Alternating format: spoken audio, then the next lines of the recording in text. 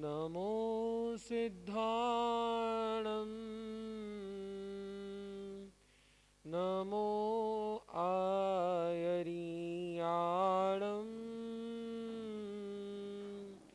नमो उवज्झायाणं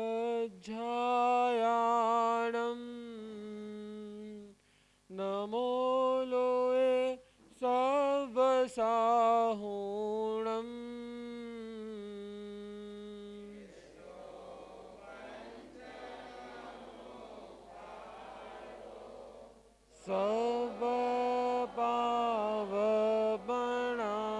सर्वपावपणाशनो मङ्गलानं च सव्येशं पठमं हवै मङ्गलं पठमं हवै मङ्गलम् श्री सिमंदर स्वामीना असीम जय जयकार भाव भक्ति थी हूँ करूँ वंदन वारंवार महावीर गौतम प्रभु आर्य सुधर्मा स्वाम गुरु अजरामर स्वामिने नित नित सदा प्रणाम गुरु भावचंद्र जी स्वामिने नित नित सदा प्रणाम गुरु भास्कर जी स्वामिने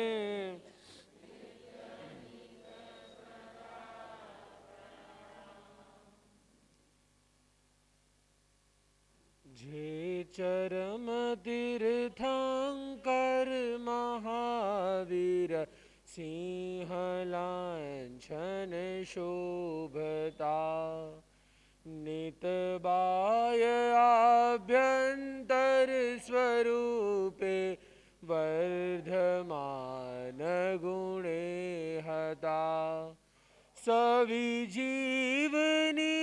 करुणाधि करता श्रमण धर्मनि स्थापना ते ज्ञात नंदन वीरना चरणे करु हो वंदना मारा प्रभु महावीरना चरणे करो हो वंदना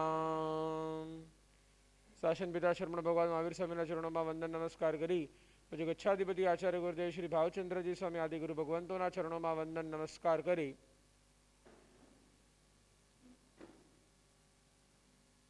પ્રભુ ભગવાન મહાવીર ચંપાનગરીમાં બિરાજમાન છે અને ચંપાનગરીમાં સમોહ શરણની રચના થઈ છે અને સમોહ શરણમાં ભગવાન દેશના આપી રહ્યા છે અને દેશનાની વચ્ચે એક ઘટના બને છે એ ભગવાન દેશના આપતા આપતા ભગવાનના દર્શન કરવા માટે એક સંન્યાસી પધારે છે એક બ્રાહ્મણ પધારે છે આમ પ્રભુનો ભક્ત પ્રભુનો શિષ્ય 12 વ્રત અંગીકાર કરેલા પ્રભુને બહુ માને સંયમ અંગીકાર કરવા જેટલો શૌર્ય એટલો વૈરાગ્ય પ્રગટ નહોતો પણ શ્રાવકપણું પાડે પોતાના ભગવા વસ્ત્રોમાં પણ એ વ્યક્તિનું નામ અંબર સંન્યાસી અને અંબર સંન્યાસી ભગવાનના દર્શન કરવા આવે ભગવાનના વંદને આવે ચંપાનગરીમાં સમોહ શરણમાં પધારે અને વંદના કરી ભગવાનને સુખશાતા પૂછે અને ભગવાનને કહે કે પ્રભુ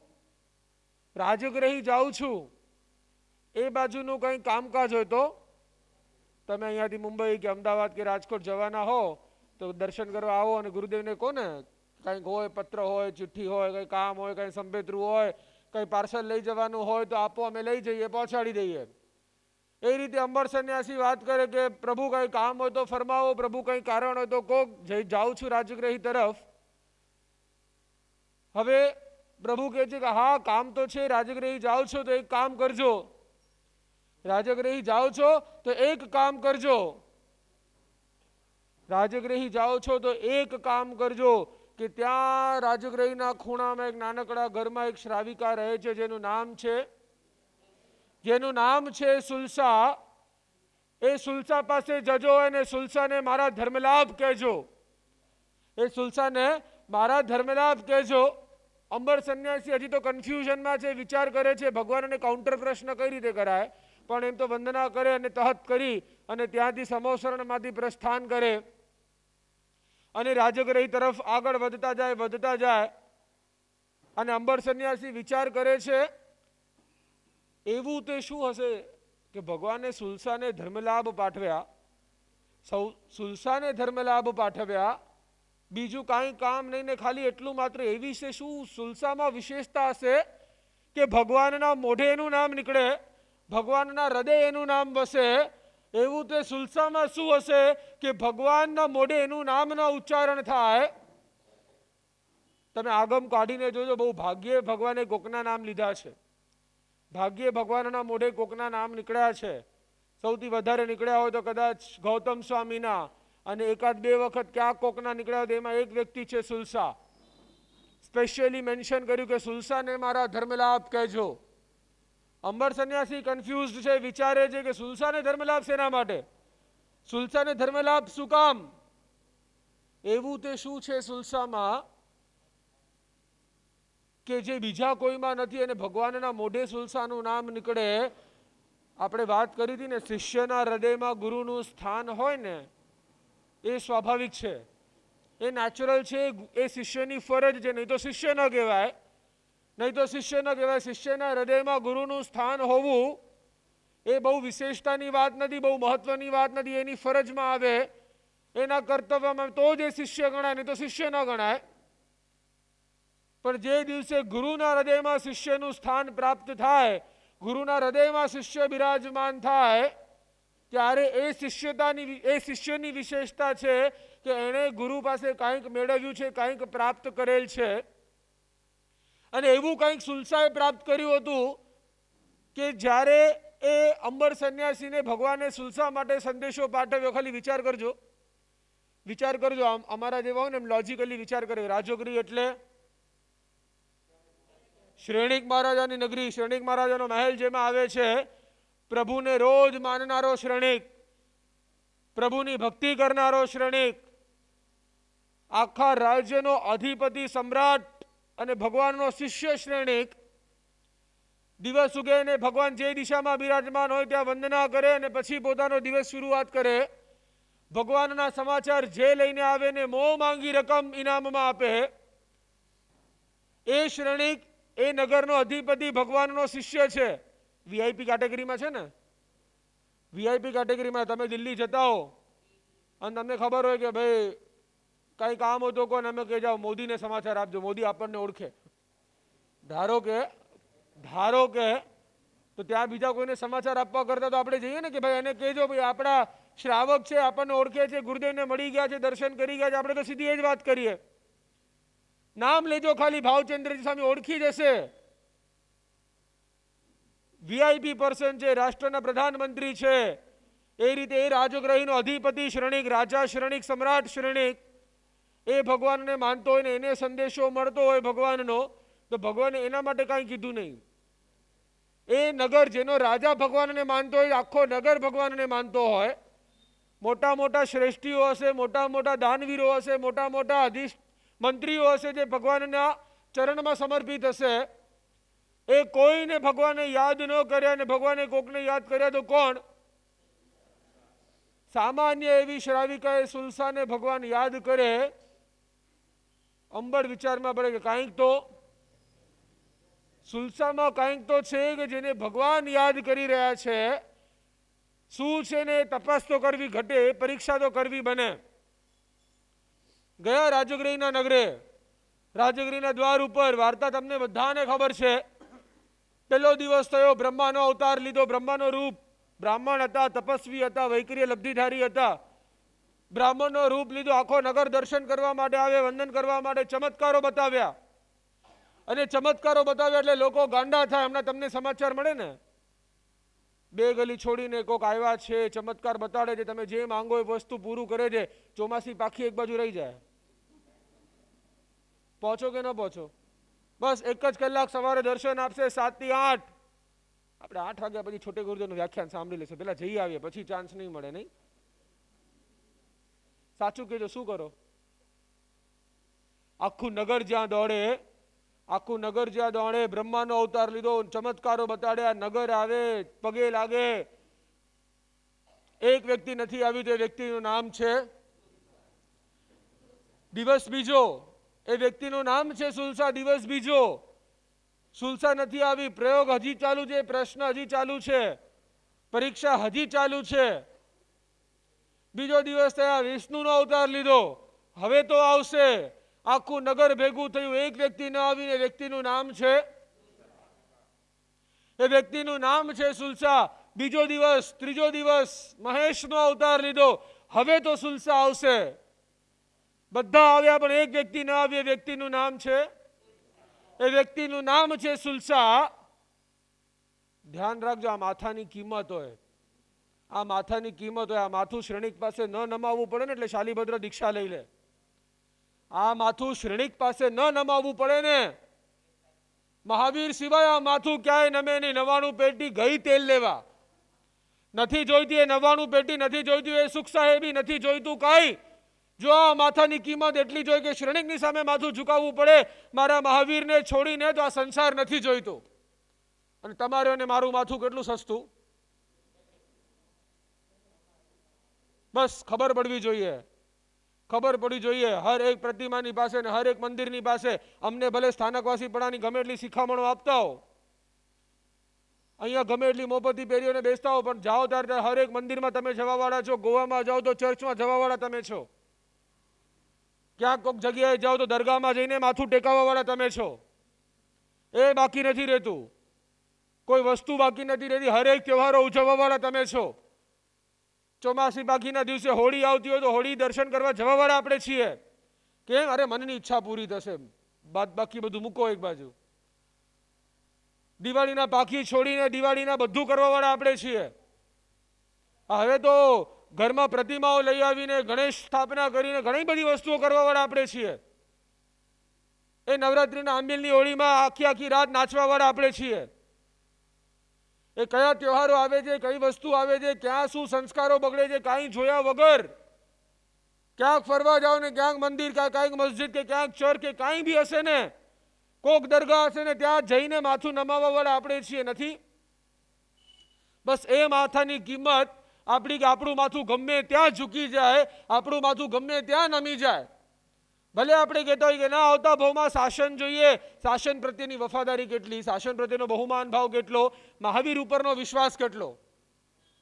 જો મહાવીર ઉપરનો વિશ્વાસ હોય ને, મહાવીર ઉપર શ્રદ્ધા હોય ને, તો એ મહાવીરને માને, મહાવીરનું માને, પછી બીજે ક્યાંય ન જાય. એ બીજે ક્યાંય ભટકતો ન હોય, અહીંયા જવું, ત્યાંય જવું, ત્યાંય જવું, ત્યાંય જવું. જેણે મહાવીરની આંગળી પકડી હોય ને, એને બીજા કોઈની આંગળીની જરૂર ન પડે. આશાતના કરવાની વાત નથી, અપમાન કરવાની વાત નથી. આપણે તો ચોથા શ્રવણ સૂત્રમાં બોલીએ છીએ, દેવાણા માસાયણાય દેવીણા માસાયણાય. આશાતના ન કરાય દેવી દેવતાઓની, આશાતના ન કરાય. પણ ઘરે કાકા કાકી, મામા મામી, ફઈ ફૂ આવે ને તો જય જીનેન્દ્ર કરાય. આંગળી પકડીને હાલતા ન થવાય. ખાલી જય જીનેન્દ્ર કરાય, આંગળી બાપની પકડાય, આંગળી માની પકડાય. ગમે એની આંગળી પકડીને ગમે ત્યાં હાલતા ન થવાય. એટલી તો વફાદારી, એટલી તો ખુમારી, એટલી તો ગૌરવ આપણને હોવું જોઈએ આ શાસન પ્રત્યેનો. એટલી તો શ્રદ્ધા આપણને હોવી જોઈએ. વાત છે આ શ્રદ્ધાની કે જીવને બોલ મળવા દુર્લભ છે, તો કયા બોલ મળવા દુર્લભ છે? મનુષ્યનો ભવ મળવો દુર્લભ છે, મળી ગયું. એ મળ્યા પછી ધર્મ શ્રવણ પ્રાપ્ત થવું દુર્લભ છે, મળી ગયું. ધર્મ સાંભળવા મળે છે, રોજ મળે છે, રોજ સાંભળીએ છીએ. ધર્મ સાંભળ્યા પછી પણ ધર્મ ઉપર શ્રદ્ધા થવી, એ ધર્મ ઉપર શ્રદ્ધા થવી દુર્લભ છે. શ્રદ્ધા ખરી? આપણને શ્રદ્ધા ખરી? હા કે ના? જવાબ તો આપો, આમ ખબર પડે. શ્રદ્ધા તો હોય એમ તમે માનો છો. શ્રદ્ધા તો હોય એમ તમે માનો છો. કદાચ ભગવાને સુલસાને કોઈ વસ્તુ નથી મોકલાવી, કોઈ પાર્સલ નથી મોકલાવી. ભગવાનના સંદેશા વગર સુલસાને કાંઈ ઉથલ પાથલ નથી થઈ જવાની. સુલસાને સંદેશો મોકલવું એટલું બધું કાંઈ ઇમરજન્સી નહોતું કે ભગવાને સંદેશો મોકલવો પડે, કે ધર્મલાભ કહેજો કે એના વગર સુલસાના જીવનમાં કંઈક મોટું ઉપર નીચે થઈ જવાનું હતું. કાંઈ નહોતું. એવો કોઈ ઇમ્પોર્ટન્ટ સંદેશો પણ નહોતો. એવો કોઈ મહત્વની વાત નથી. ખાલી ધર્મલાભ કહેજો કોના માટે? મને અને તમને શીખવાડવા માટે કે ભગવાનના મોઢે કોકનું નામ નીકળે ને તો જેના હૃદયમાં શ્રદ્ધાનો ભાવ હોય ને, અતૂટ શ્રદ્ધા હોય, અખંડ શ્રદ્ધા હોય ને, એના માટે તેને ભગવાનના મોઢે ભગવાને કે મારા મોઢે એનું નામ નીકળે. અને એ ધર્મ શ્રદ્ધાની વાત કરે પ્રભુ કે ધર્મ શ્રદ્ધા પ્રાપ્ત થવી દુર્લભ છે.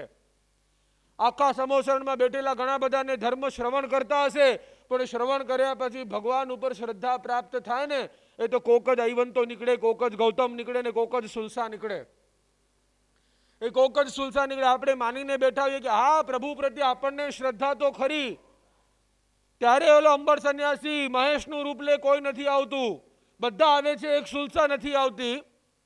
ચોથો દિવસ તીર્થંકરનો રૂપ લીધો, ભગવાનનો રૂપ લીધો, અને ભગવાનનો રૂપ લઈને બેઠા હતા દ્વાર ઉપર. અને આખો રાજોગ્રહી નગરી ગાંડી થઈ દર્શન કરવા માટે થઈને, વંદના કરવા માટે થઈને, ભેટવા માટે થઈને, મળવા માટે થઈને. એક વ્યક્તિ જે એ સભામાં જે વ્યક્તિને મળવા માટે નથી આવી એ સુલસા છે. અને એ સુલસાને આજુબાજુવાળા લોકો પ્રશ્ન કરે, હવે તો ચાલ, હવે તો તારા જૈનના તીર્થંકર પધાર્યા છે, હવે તો ચાલ, હવે તો તારા મહાવીર પધાર્યા છે, હવે તો ચાલ. અને સુલસા કે જો મારા મહાવીર મારા નગરે આવ્યા હોય અને 3.5 કરોડ રોમને ખબર ન પડે ને તો એ મારા મહાવીર નથી. કોઈ વોટ્સએપ મેસેજની જરૂર નથી. મારા મહાવીર મારા નગરે પધારે અને મારા હૃદયમાં રોમે રોમમાં સમાચાર ન મળે ને ખબર ન પડે ને એ શક્ય નથી. આ મારા મહાવીર નથી, આ મારા મહાવીર નથી. બધા જાય છે, એક વ્યક્તિ ન જાય ને તે વ્યક્તિ છે સુલસા. અને ત્યારે અંબર સંન્યાસી કાન પકડે, સુલસા પાસે જાય, ભોજન ગ્રહણ કરે, પગે લાગી અને સુલસાને વંદના કરી અને કે મહાવીરે તમને ધર્મ લાભ પાઠવ્યા છે. અને જે સુલસાર પ્રફુલ્લિત થાય, આનંદિત થાય કે મારા મહાવીરે મને યાદ કર્યા, મારા મહાવીરે મને યાદ કર્યા. ક્યારે એવું આપણને હૃદયમાં ભાવ થાય કે આપણા ગુરુ આપણને ક્યારે યાદ કરે? મારા ગુરુએ મને યાદ કર્યા, મારા પ્રભુએ મને યાદ કર્યા. ક્યારે એવો ભાવ થાય કે યાર આપણને ગુરુદેવ ક્યારે યાદ કરશે, ક્યારે બોલાવશે, ક્યારે આજ્ઞા કરશે, ક્યારે વઢશે, ક્યારે શિક્ષા આપશે, ક્યારે એમના મોઢામાંથી મારું નામ નીકળશે. અને નથી નીકળતું, નથી આજ્ઞા થતી, નથી વઢ પડતી, નથી શિખામણ મળતી, નથી સ્મરણ કરાતું. વ્યવહારિક રીતે સ્ટેજ ઉપર બેસીને, પાઠ ઉપર બેસીને નામ લેવા પડે ને એ વ્યવહાર છે, અલગ વસ્તુ છે. હૃદયથી કોકને યાદ કરે ને કે એને કહેજો આવે મારી પાસે મળવા માટે, અને આપણને થાય કે વાહ મારા ગુરુએ મને યાદ કર્યા, અને એમની આજ્ઞા શિરોમાન્ય કરવા માટે આપણે હર રોમે રોમથી તૈયાર હોઈએ, શ્વાસે શ્વાસ તૈયારી હોય ને ત્યારે કહેવાય કે ના એ શ્રદ્ધા છે, એ માર્ગ ઉપર શ્રદ્ધા છે, ધર્મ ઉપર શ્રદ્ધા છે, મારા ગુરુ ઉપર શ્રદ્ધા છે, મારા પ્રભુ ઉપર શ્રદ્ધા છે. અને એ શ્રદ્ધાનો ભાવ, એ શ્રદ્ધાના ભાવ માટે થઈને જ્યારે પ્રભુ સુલસાને યાદ કરતા હોય, જ્યારે પ્રભુ સુલસાને યાદ કરતા હોય અંબરને શીખવાડવા માટે કે શ્રદ્ધા કોને કહેવાય, જો શ્રદ્ધા આને કહેવાય. મને અને તમને શીખવાડવા માટે કે તમે બહુ કહીને બેઠા છો ને શ્રદ્ધા કોને કહેવાય, શ્રદ્ધા આને કહેવાય. ધર્મ શ્રદ્ધા કોને કહેવાય કે દેવ ગુરુ સુદેવ સુગુરુ સુધર્મની વાતને માનવી એ શ્રદ્ધા છે, એ સંકિત છે. અરે એ બધી સ્થૂલ વ્યાખ્યાઓ છે, એ બધી સ્થૂલ વ્યાખ્યાઓ છે, તમને બેઝિક સમજાવવા માટેની વ્યાખ્યા છે. એ ધર્મ શ્રદ્ધા અંદરથી પ્રાપ્ત થવી દુર્લભ છે ભગવાન કહેતા હોય એટલે કેટલી દુર્લભ હશે, કેટલી દુર્લભ હશે. એ શ્રદ્ધાનો ભાવ જ્યાં અખંડતા હોય, જ્યાં મહાવીરની વાત સિવાય બીજી કોઈ વાત માન્ય ન હોય, જ્યાં મહાવીર કે મારા ગુરુ સિવાય બીજે ક્યાંય માથું નમે નહીં, ક્યાંય ઝૂકે નહીં, જ્યાં ચમત્કારોમાં વિશ્વાસ ન હોય, જ્યાં દેવી દેવતાઓ માટેની આરાધના કરી અને સંસારનો સુખ મેળવવાની તાલાવેલી ન હોય, જ્યાં તો ભગવાને કીધું કે કર્મના ઉદયમાં આવે ને એને ભોગવવું પડે, એ સમતા ભાવે જે કર્મને ભોગવતો હોય ને, સમતા ભાવે જે કર્મને ભોગવીને કર્મનો નિકાલ કરતો હોય, પ્રભુના તત્વને માનતો હોય, પ્રભુની વાતને સ્વીકારતો હોય, એ સંસાર વધારવામાં નહીં સંસાર ઘટાડવામાં માનતો હોય, એ ધર્મ શ્રદ્ધાનો ભાવ હોય જેને, એ ત્યારે ત્રીજો બોલ પ્રભુ કે ધર્મ શ્રદ્ધા પ્રાપ્ત થવી દુર્લભ છે. એ દુર્લભ છે જે ધર્મ શ્રદ્ધા સુલસામાં પ્રાપ્ત હશે અને ભગવાનના મોઢે સુલસાનું નામ નીકળે. વિચાર તો કરો કેટલી ભાગ્યશાળી હશે એ સુલસા, શું શ્રદ્ધા કેળવી હશે એ સુલસાએ કે મહાવીરનું નામ નીકળે, મહાવીરના મોઢે એનું નામ નીકળે. ત્યારે આપણે બધે જો આમ સમજીને બેઠા હોઈએ ને કે આપણા હૃદયમાં સુલસા જેવી શ્રદ્ધા છે. શ્રદ્ધા વિશ્વાસ નથી એવું નથી, પણ આપણી શ્રદ્ધા, આપણો પ્રેમ કન્ડિશનલ છે. આપણો પ્રેમ, આપણી શ્રદ્ધા કન્ડિશનલ એટલે શરતો સાથે, કન્ડિશનલ છે, શરતો સાથે છે. મારી અપેક્ષાઓ જ્યાં સુધી પૂરી થતી હશે ને ત્યાં સુધી મારા માટે મારા ગુરુ મહાન. ચાર જણાની વચ્ચે તમારું નામ લઈને તમારા વખાણ કરે ને તમે અરે ગુરુદેવ ગુરુદેવ ગુરુદેવ તમે કરવા બેસી જાઓ. ચાર જણાની વચ્ચે તમારું અપમાન કરે ને તે છતાં પણ ગુરુ હૃદયમાંથી ન નીકળે ને ગુરુ માટે એટલી જ શ્રદ્ધા ને એટલો જ ભાવ હોય ને, ત્યારે કહી શકાય કે ના ગુરુ પ્રત્યે બહુમાન ભાવ છે. શ્રદ્ધા તો દૂરની વાત છે, હજી ત્યારે તો હજી બહુમાન ભાવ જાગશે. પણ જ્યાં મને જે પ્રાપ્ત, મને જે અપેક્ષાઓ છે, મને જે મારી શરતો છે, મારા અહંકારને પોષ્યા વગર ગુરુના ચરણમાં બાળક બનીને રહેવાની ગણતરી હોય ને, ત્યારે કહેવાય કે શ્રદ્ધા છે. શ્રદ્ધા કોને કહેવાય? શ્રદ્ધા કોને કહેવાય? જ્યાં શ્રદ્ધા હોય ને, જ્યાં શ્રદ્ધા હોય ને ત્યાં શંકા ન હોય. સૌથી પહેલા તો જ્યાં શ્રદ્ધા હોય ને ત્યાં કોઈ હિસાબે શંકા ન હોય. ત્યાં ક્યારે પણ પ્રશ્ન ન થાય આવું શું કામ, આ શું કામ કરે છે, આટલા આયોજનો શું કામ રાખે છે, આટલું આ શું કામ છે, મારું નામ શું કામ ન લીધું, ગુરુદેવ પાસે જવું ઠીક છે કે નથી ઠીક, વંદન કરવા જોઈએ ન કરવા જોઈએ, ત્યાં શંકા ન હોય. ગુરુ આજ્ઞા કરે ને આજ્ઞા મારા મગજમાં ન બેસતી હોય ને, એ મારા બુદ્ધિની કચાશ છે. મારે પ્રશ્ન કરવાનો કોઈ અધિકાર નથી. મારે ગુરુને પ્રશ્ન કરવાનો કોઈ અધિકાર નથી. એ શંકા કરવાનો કોઈ અધિકાર નથી. ભગવાને કંદમૂળમાં આટલા બધા જીવ કયા પોસિબલ છે, મારા પ્રભુએ કયા ને, એના પછી મારી બુદ્ધિ લગાડવી. જ્યાં બુદ્ધિનો ઉપયોગ કરતા થશો ને ત્યાં શ્રદ્ધા જશે. સૌથી પહેલા શ્રદ્ધાને કંડારવા માટે પ્રભુના પાસે, ગુરુના પાસે બુદ્ધિને એક બાજુ મૂકવી પડશે. મારી બુદ્ધિ, મારું કન્ડિશન, મારી ધારણાઓ, મારી વિચારધારાઓ, મારી અપેક્ષાઓ બધું એક બાજુ છોડવું પડશે. ત્યાં તો અખંડ શ્રદ્ધા હોય. પ્રભુએ કીધું, ગુરુએ કીધું તહત, એના પછી ક્યારેય બીજો વિચાર ન હોય. એમને આજ્ઞા કરી એના પછી બીજો વિચાર કરવાનો ન હોય. એના પછી સામે પ્રશ્ન કરવાનો. અનુમોદનાની વાત છે, પણ એ મારા પ્રભુની આજ્ઞા હોય ને તો એ વસ્તુ ન વપરાય. મારા પ્રભુની આજ્ઞા હોય ને કે 7 વ્યસનનો ત્યાગ થવો જોઈએ, એ વ્યક્તિના મોઢામાં 5 રૂપિયાનો માવો ન જાય, એ ન જાય. મારા મહાવીરની આજ્ઞા છે વ્યસન ન હોવું જોઈએ. મારા મહાવીર મોટા કે વ્યસન મોટું? મહાવીરની કિંમત 5 રૂપિયાના માવા કરતા વધારે કે નહીં? એ મહાવીરના નામ માટે થઈને માવો છોડે એવા શ્રાવકો છે, એવા શ્રાવકો છે, બધા વ્યસને પૂરા હોય, હોટલમાં બેઠા હોય ને હોટલમાં વ્યસન કરી રહ્યા હોય ને હોટલમાં વ્યસન કરતા કરતા સામેવાળી વ્યક્તિ એટલી વાર તું તો ભાવચંદ્રજીનો ચેલો ને, અને ઓલો કે હા હું ભાવચંદ્રજીનો ચેલો, અને તું વ્યસન કરે છે, એવો મનમાં ખટકી આવે ને ત્યાં ને ત્યાં મૂકે છોડ્યું આજથી. મારા લીધે જો મારા ગુરુનું નામ બદનામ થતું હોય, મારા લીધે જો મારા મહાવીરનું નામ બદનામ થતું હોય તો એ વસ્તુ ન ખપે. મારા પ્રભુએ રાત્રિ ભોજનનું ત્યાગ કર્યું હોય એ મરજિયાત નથી. હા, એ મરજિયાત નથી. રાત્રિ ભોજન ફરજિયાત છે. રાત્રે ખવાય જ નહીં. આજે ચોવિયાર કર્યો એ મહત્વની વાત નથી. ચોવિયાર કરવો, રાત્રે ન ખાવું, રાત્રે ભોજન કરવું એટલે માંસાહાર કરવા બરોબર પાપ લાગે. રાત્રે પાણી પીવું એટલે લોહી પીવા બરોબર પાપ લાગે. એ વિચાર કરો ને, મારા પ્રભુની આજ્ઞા હોય, આજ્ઞા શું કર્તવ્ય છે શ્રાવકનું કે રાત્રે ભોજન કોઈ હિસાબે ન કરે. એક વગર ભોજન નહીં કરીશ તો મરી જઈશ. ના, નથી મરવાનો. એક વખત સાંજનું ભોજન છૂટી જાય, બ્યાસનું કરી સવાર બપોર ખાઈ, સાંજે ટાઈમ નથી, અનુકૂળતા નથી, સાંજે ભોજન નહીં કરું. થાય કે ન થાય? કરીએ છીએ કે નથી કરતા? મારા પ્રભુની આજ્ઞા છે. કદાચ કંદમૂળ માટે તો આમ છાતી ડુક, સાહેબ બાધા છે. હવે બોલો,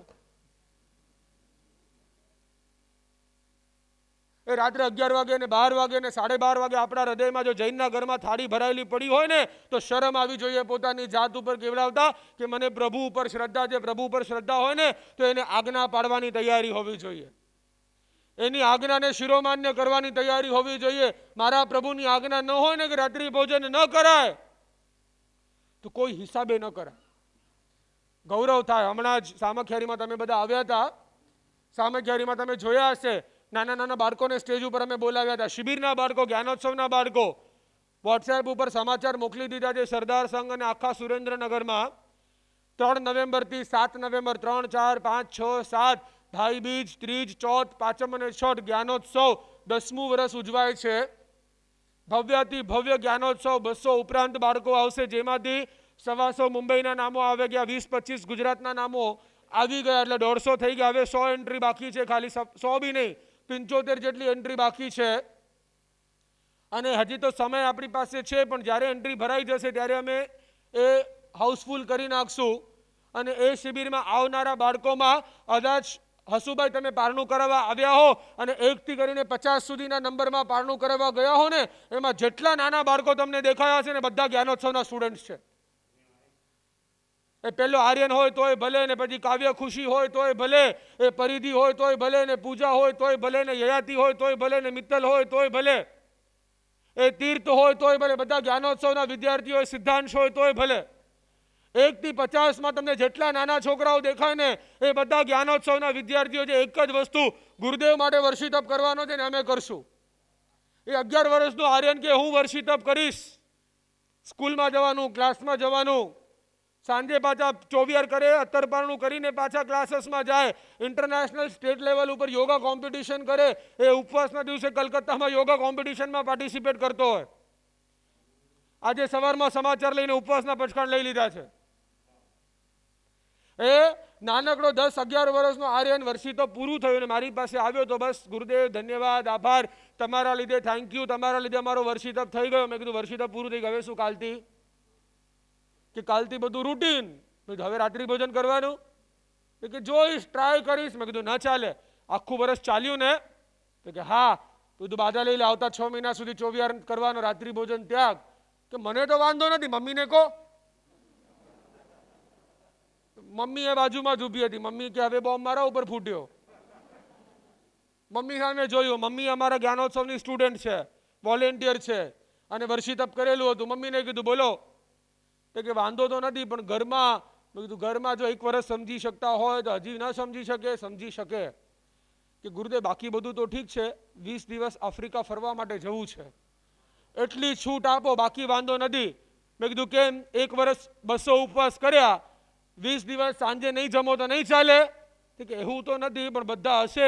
મેં કીધું યાદ રાખજો, જે બધા પહેલા દિવસે ખીજાશે ને, શું યાર આર્યન ચોવિયાર કરીને બેઠો છે, તારા લીધે બધાનો પ્રોબ્લેમ થાય છે, આમ છે તેમ છે, એ જ બધા પરિવારજનો કે મિત્રો કે જે પણ સર્કલ છે તમારો છેલ્લા દિવસે તમારી અનુમોદના કરશે.